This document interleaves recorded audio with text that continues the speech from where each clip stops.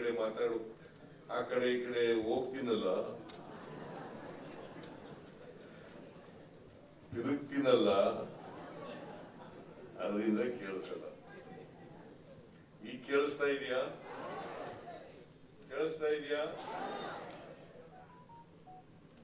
ನಿಮಗೂ ಕೇಳಿಸ್ತಾ ಇದೆಯಲ್ಲ?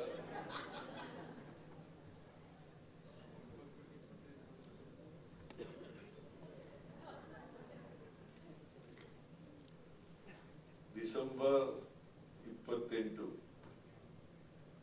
ಒಂದು ಐತಿಹಾಸಿಕವಾದಂಥ ದಿನ.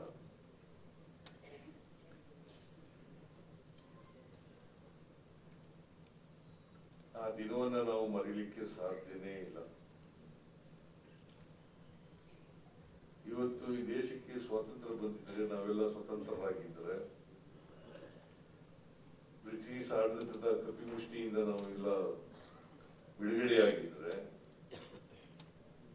ಇದಕ್ಕೆ ಕಾಂಗ್ರೆಸ್ ಕಾರಣ ಅಂತಕ್ಕಂಥ ಮಾತುಗಳನ್ನ ಹೇಳಲಿಕ್ಕೆ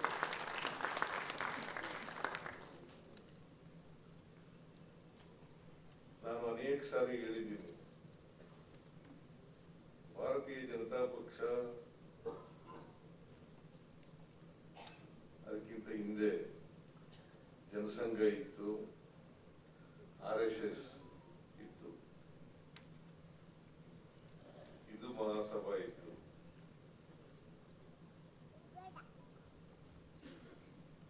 ಇವರು ಯಾವತ್ತೂ ಕೂಡ ಬಿಜೆಪಿ ಅಥವಾ ಜನಸಂಘ ಇರ್ಬೋದು ಅಥವಾ RSS ಇರ್ಬೋದು, ಇವು ಯಾವ ಸಂಘಟನೆಗಳು ಕೂಡ ಸ್ವಾತಂತ್ರ್ಯ ಹೋರಾಟದಲ್ಲಿ ಭಾಗಿಯಾಗಿರಲಿಲ್ಲ ಅಂತಕ್ಕಂಥದ್ದನ್ನ ಇವತ್ತು ನಾವು ಕಾಂಗ್ರೆಸ್ನವರು ಭಾಗಿಯಾಗಿದ್ದೋ,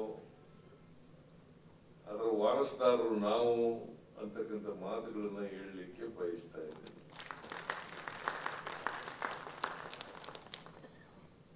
1925ನೇ ಇಸ್ವಿನಲ್ಲಿ RSS ಪ್ರಾರಂಭ ಆಯಿತು. ಮಹಾತ್ಮ ಗಾಂಧೀಜಿಯವರು 15ನೇ ಇಸ್ವಿಯಿಂದ ಇಡೀ ದೇಶನೆಲ್ಲ ಸುತ್ತಿದ್ರು. ಸುತ್ತಿದ ಮೇಲೆ ಆಮೇಲೆ ಕಾಂಗ್ರೆಸ್ನ ನೇತೃತ್ವವನ್ನು ವಹಿಸಿಕೊಂಡ್ರು.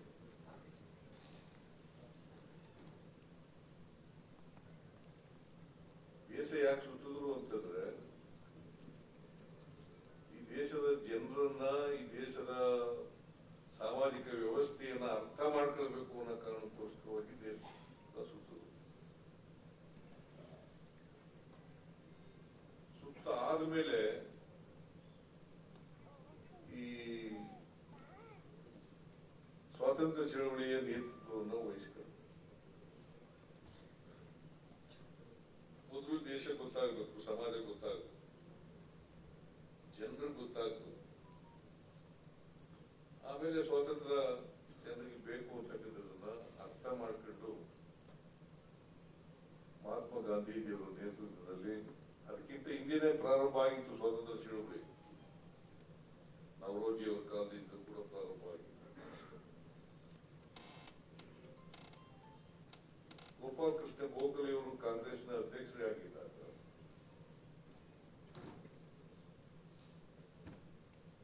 ಅವ್ರನ್ನ ಕರ್ಕ ಬಂದ ಮೇಲೆ ಮಹಾತ್ಮ ಗಾಂಧೀಜಿಯವರು ಆ ಚಳವಳಿಯ ನೇತೃತ್ವವನ್ನು ವಹಿಸಿದರು. ಒಂದು ಭಾರತ ದೇಶ ಇದೆಯಲ್ಲ, ಒಂದು ದೊಡ್ಡ ದೇಶ, ಮತ್ತೆ ಪ್ರಜಾಪ್ರಭುತ್ವ ದೇಶ. ಜಗತ್ತಿನ ಇತಿಹಾಸದಲ್ಲಿ ಇಷ್ಟು ದೊಡ್ಡ ಪ್ರಜಾಪ್ರಭುತ್ವ ಇರ್ತಕ್ಕಂಥ ದೇಶ ಯಾವ್ದಾದ್ರು ಇದ್ರೆ ಅದು ಭಾರತ ದೇಶ ಅಂತಕ್ಕಂಥದನ್ನ ಅರ್ಥ ಮಾಡ್ತೀವಿ.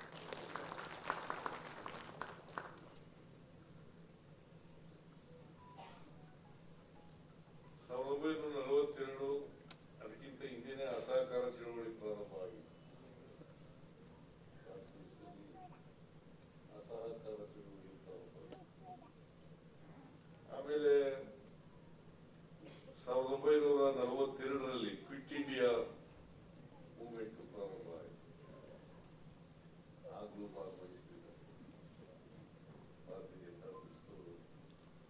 ಸರ್ಕಾರ ಭಾಗವಹಿಸಬೇಕಾಗಿತ್ತಲ್ಲ. ಅಷ್ಟೊತ್ತಿಗಾಲೇ RSS ಪ್ರಾರಂಭ ಆಗಿತ್ತು, ಭಾಗವಹಿಸಬೇಕಾಗಿತ್ತಲ್ಲ.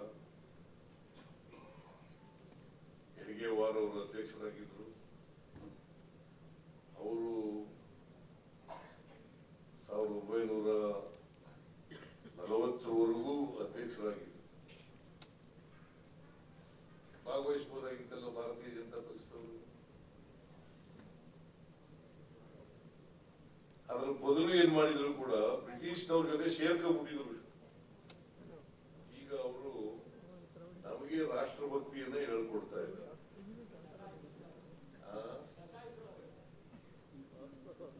ಕಾಯ್ತು ಅಂತ ಕರೆಯಲ್ಲ, ದೇಶಭಕ್ತರಂತೂ ಅಲ್ಲ.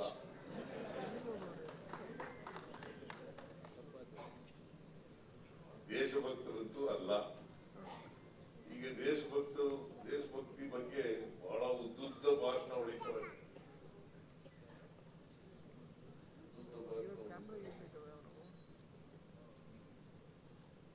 ಅವ್ರು ಯಾವತ್ತೂ ಕೂಡ ಸ್ವಾತಂತ್ರ್ಯ ಹೋರಾಟದಲ್ಲಿ ಒಬ್ಬ ನಾಯಕರು ಕೂಡ ಭಾಗವಹಿಸಿರಲಿಲ್ಲ. ಕ್ವಿಟ್ ಇಂಡಿಯಾ ಮೂವ್ಮೆಂಟ್ ಇರ್ಬೋದು, ಮಹಾತ್ಮ ಗಾಂಧೀಜಿಯವರು ಮಾಡಿದಂತ ಅನೇಕ ಚಳುವಳಿಗಳಿದ್ದಾವಲ್ಲ. ಈಗ ಮಹಾತ್ಮ ಗಾಂಧೀಜಿನೇ ದ್ವೇಷಕ್ಕೆ ಶುರು ಮಾಡಿಬಿಟ್ಟಿದ್ದಾರೆ. ಮಹಾತ್ಮ ಗಾಂಧೀಜಿನೇ ದ್ವೇಷಕ್ಕೆ ಶುರು ಮಾಡಿದ್ದಾರೆ. ಮಹಾತ್ಮ ಗಾಂಧೀಜಿಯವರು ಕೊಂದಾಕ್ತವ್ರು ಯಾರು? ಇವರ ವಂಶಸ್ಥರೇ ಆದಂತ ನಾಥೂರಾಮ್ ಗೂಡ್ಸೆ. ನಾಥೂರಾಮ್ ಗೂಡ್ಸೆ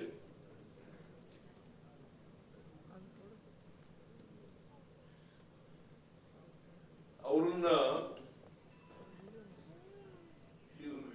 ಇಲ್ಲಿವರೆಗೆ ಇವ್ರ ಆಫೀಸ್ನಲ್ಲಿ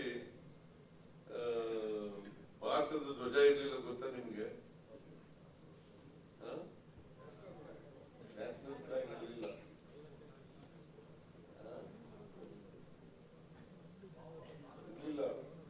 ಬಹಳ ದಿನಗಳವರೆಗೂ ಇರಲಿಲ್ಲ. ಆಮೇಲೆ ಈಗ ಹಾಕೊಂಡಿರ್ಬೇಕು ಅನ್ನೋದು ಕಾಣಿಸುತ್ತೆ.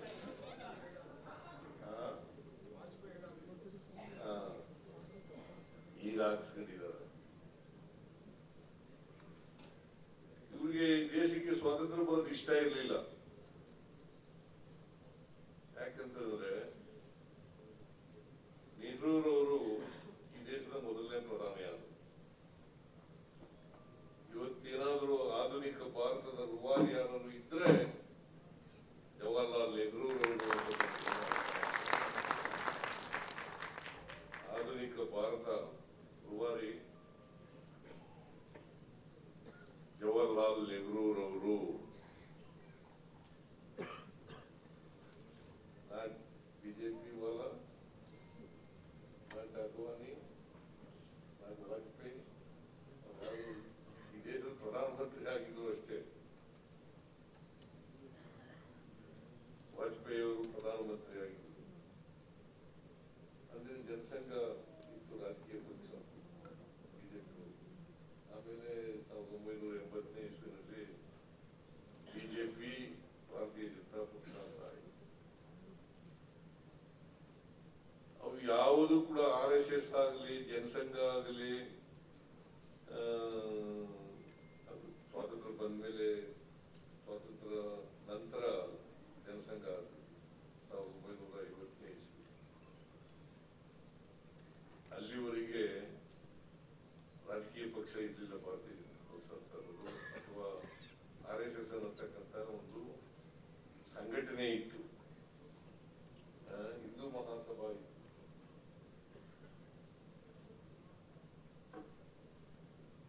ನಾನು ಯಾಕೆ ಈ ಮಾತನ್ನು ಹೇಳ್ತಾ ಇದ್ದೀನಿ ಅಂದ್ರೆ,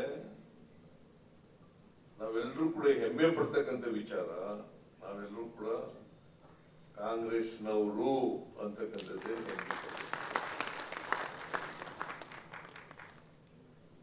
ದೇಶಕ್ಕೆ ಸ್ವಾತಂತ್ರ್ಯ ತಂದುಕೊಟ್ಟಂತ ಪಕ್ಷ ಕಾಂಗ್ರೆಸ್. ಆಧುನಿಕ ಭಾರತದ ರೂವಾರಿ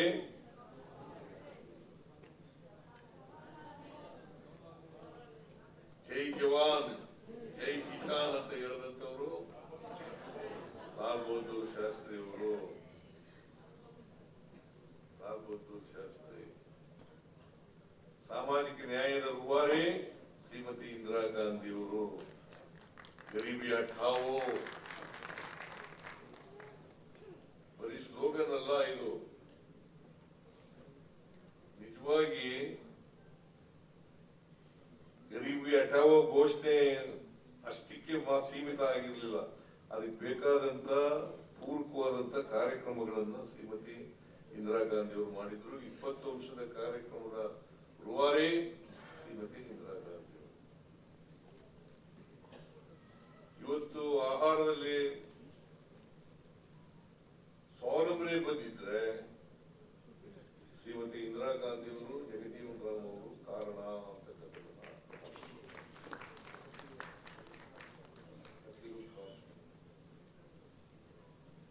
ಶ್ರೀಮತಿ ಇಂದಿರಾ ಗಾಂಧಿ ಅವರು, ಜಗಜೀವನ್ ರಾಮ್ ಅವರು ಕಾರಣ. ಆಮೇಲೆ 21ನೇ ಶತಮಾನಕ್ಕೆ ತಂದವರು ರಾಜೀವ್ ಗಾಂಧಿ ಅವರು. ಇವ್ರಿಗೇನು ಕೊಡುಗೆ?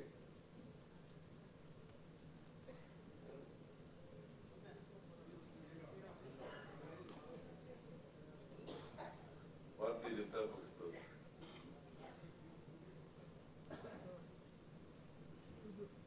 ಇವ್ರದ್ದೇನು ಇಲ್ಲ.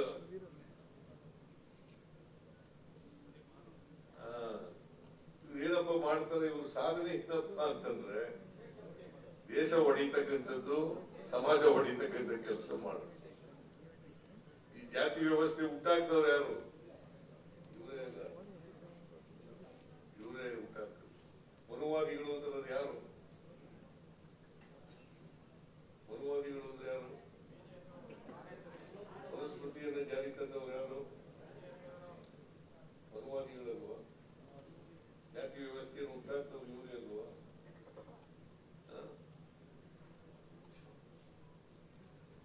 ಚತುರ್ವರ್ಣ ವ್ಯವಸ್ಥೆಯನ್ನು ಹುಟ್ಟಾಕ್ದವ್ರೆ ಭಾರತೀಯ ಜನತಾ ಪಕ್ಷದವರು.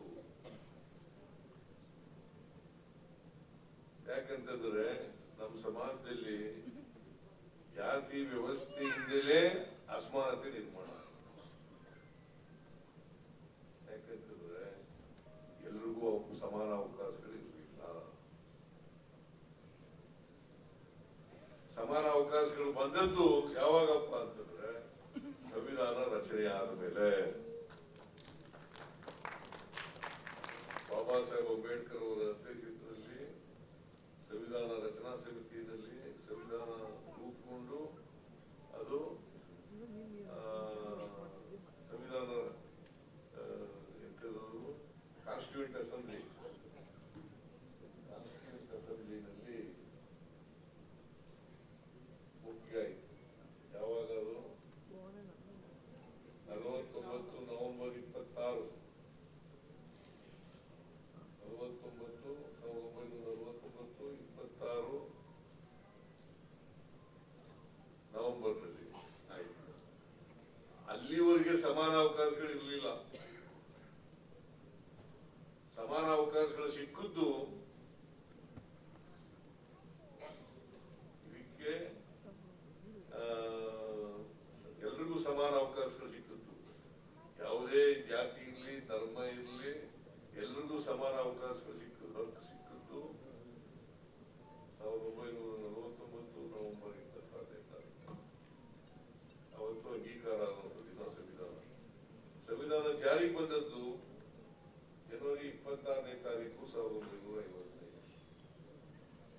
ಆಗ ಬಾಬಾ ಸಾಹೇಬ್ ಅಂಬೇಡ್ಕರ್ ಅವರು ಒಂದಿನ ಅಂಗೀಕಾರ ಆಗೋದಕ್ಕಿಂತ ಮುಂಚಿತವಾಗಿ ಭಾಷಣ ಮಾಡ್ತಾರೆ. ಕಾನ್ಸ್ಟಿಟ್ಯೂಂಟ್ ಅಸೆಂಬ್ಲಿನಲ್ಲಿ ಒಂದು ಭಾಷಣ, ಕೊನೆಯ ಭಾಷಣ. ಆಗ ಏನ್ ಹೇಳ್ತಾರೆ ಅಂತಂದ್ರೆ, ಸಾಮಾಜಿಕ ಪ್ರಜಾಪ್ರಭುತ್ವ ಇದೆಯಲ್ಲ, ಸಾಮಾಜಿಕ ಪ್ರಜಾಪ್ರಭುತ್ವ ಈ ತಳಹದಿ ಮೇಲೆ ರಾಜಕೀಯ ಪ್ರಜಾಪ್ರಭುತ್ವ ನಿಂತಿದೆ. ಸಾಮಾಜಿಕ ಪ್ರಜಾಪ್ರಭುತ್ವದ ತಳಹದಿ ಮೇಲೆ ರಾಜಕೀಯ ಪ್ರಜಾಪ್ರಭುತ್ವ ನಿಂತಿದೆ. ಎಲ್ಲರಿಗೂ ರಾಜಕೀಯ ಸ್ವಾತಂತ್ರ್ಯ ಮತ್ತು ಆರ್ಥಿಕ ಸ್ವಾತಂತ್ರ್ಯ ಸಿಕ್ಕಿದಾಗ ಮಾತ್ರ ರಾಜಕೀಯ ಪ್ರಜಾಪ್ರಭುತ್ವ ಸಿಕ್ಕದಕ್ಕೆ ಅರ್ಥ ಬರ್ತದೆ ಅಂತಕ್ಕಂಥದ್ದು. ಇವರ ನಂಬಿಕೆ ಇಟ್ಟಿದ್ರು ಯಾರು? ಕಾಂಗ್ರೆಸ್ ಪಕ್ಷ. ಇದ್ರಲ್ಲಿ ನಂಬಿಕೆ ಇಟ್ಟಿರೋರು ಯಾರು? ಕಾಂಗ್ರೆಸ್ ಪಕ್ಷ. ಅದಕ್ಕೋಸ್ಕರನೇ ನಾವು ಅನೇಕ ಅಸಮಾನತೆಯನ್ನು ಹೋಗಲಾಡಿಸಲಿಕ್ಕೆ ಅನೇಕ ಕಾರ್ಯಕ್ರಮಗಳನ್ನು ಮಾಡಿದ್ದೇವೆ. ಕಾಂಗ್ರೆಸ್ ಪಕ್ಷ ಮೊದಲಿಂದ ಮಾಡ್ಕೊಂಡು ಬಂದಿದೆ, ಈಗಿಂದ ಮಾಡ್ಕೊಂಡು ಬಂದಿದೆ. ಇವತ್ತು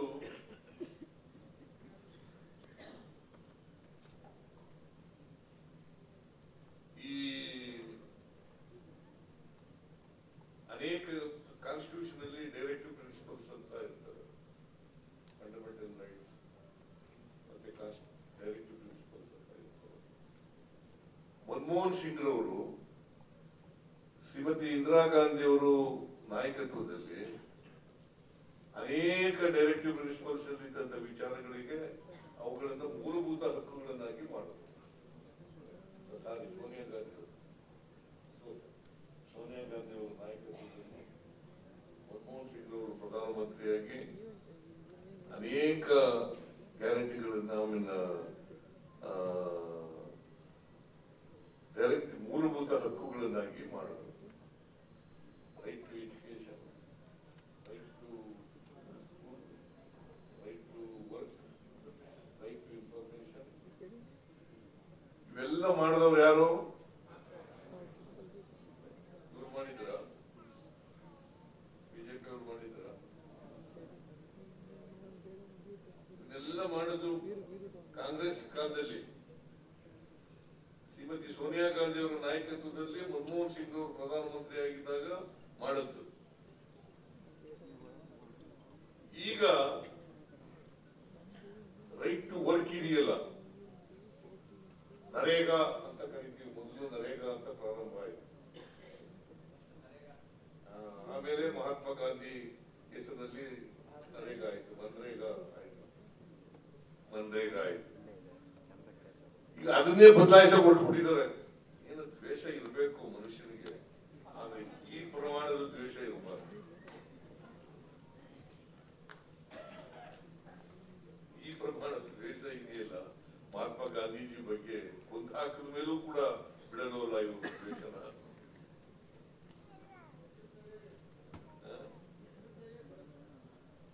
ಹೆಸರು ಮೇಲೆ ದ್ವೇಷ. ನೆಹರು ಕಂಡ್ರು ಆಗಲ್ಲ ಅವರಿಗೆ, ಶ್ರೀಮತಿ ಇಂದಿರಾ ಗಾಂಧಿ ಕಂಡ್ರು ಆಗಲ್ಲ, ರಾಜೀವ್ ಗಾಂಧಿ ಅವ್ರು ಕಂಡ್ರು ಆಗದೇ ಇಲ್ಲ ಬಿಡಿ ಅವರಿಗೆ. ನನ್ ಕಂಡ್ರು ಹೋಗ್ಲಿ, ನನ್ಗೇನ್ ಮಾಡೋದಿಲ್ಲ ಅವರು.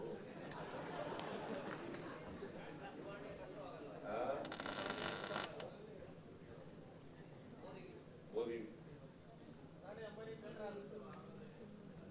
ನೋಡಿ, ಇದು ಕ್ಯಾಬಿನೆಟ್ ನಲ್ಲಿ ಚರ್ಚೆ ಆಗಿಲ್ಲ. ಈಗ ನರೇಗಾ ತೆಗೆದಾಕ್ಬಿಟ್ಟಿದಾರಲ್ಲ, ಹೆಸರು ಬದಲಾಯಿಸ್ಬಿಟ್ಟಿದಾರಲ್ಲ, ಎಂತಿರೋದು V G Ram G, V Viksit Bharat G Ram G. ಈ ರಾಮ್ ಅನ್ನೋದು ಇದೆಯಲ್ಲ, ದಶರಥ ರಾಮ ಅಲ್ಲ, ಇವರು ಬಿಜೆಪಿ ಅವರು ರಾಮ, ಬಿಜೆಪಿ ಅವರು ರಾಮ, ಬಿಜೆಪಿ ಅವರು ರಾಮ. ಇದಕ್ಕೆ ಜಿ ರಾಮ್ ಜಿ ನೋಡಿ, ಇದನ್ನ ಯೋಜನಾ ಆಯೋಗ ಬದಲಾವಣೆ ಮಾಡೋದು, ಯೋಜನಾ ಆಯೋಗ ನೀತಿ ಆಯೋಗ ಅಂತ ಹೇಳಿ ಮಾಡಬಹುದು. ಈಗ ಮಹಾತ್ಮ ಗಾಂಧೀಜಿ ಹೆಸರನ್ನೇ ತಂದಾಕ್ಬಿಟ್ಟಿದ್ದಾರೆ. ರಾಜಭವನ್ ಚೇಂಜ್ ಮಾಡಕ್ ಆಗಲ್ಲ ಅವರು, ರಾಜಭವನ ಇದೆಯಲ್ಲ ನಾವು ಮಾಡ್ಬೇಕಾಗಿದೆ.